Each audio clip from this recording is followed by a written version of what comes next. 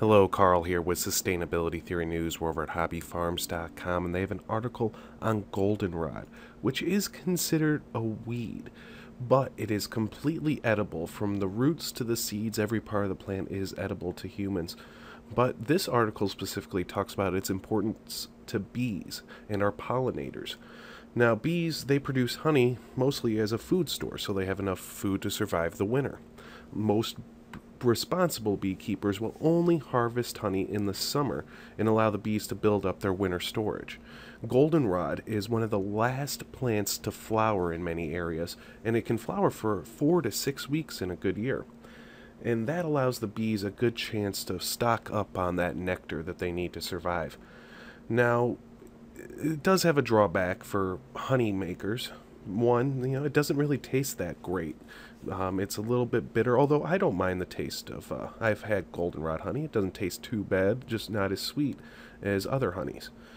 But really, most honey producers won't harvest that late in the season anyway. They know it can kill their colonies.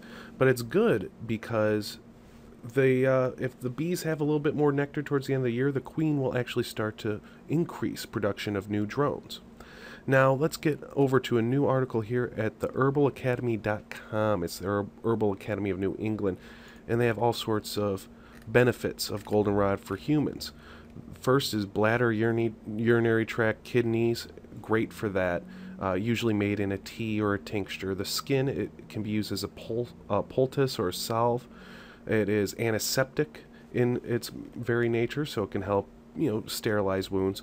It can also help with seasonal allergies and colds, although it is mistaken for ragweed at times, as well as an antioxidant. It's got a great flavonoid in it.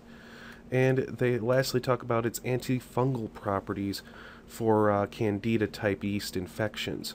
Now, they have a recipe here for Blue Mountain Tea. I'll link to both pages in the description. Quickly, though, just want to mention that when America shaked off the yoke of our oppressive colonizers, Great Britain, they dumped a lot of tea in the Boston Harbor. Well, we couldn't really get much tea from England after that, so they started using goldenrod as tea. They call it Liberty tea in many parts of America. So that little history lesson is the end of the video. If you want to read more about these articles, the link will be in the description. And if you'd like to see more news headlines like this, subscribe to my channel. Have a great day.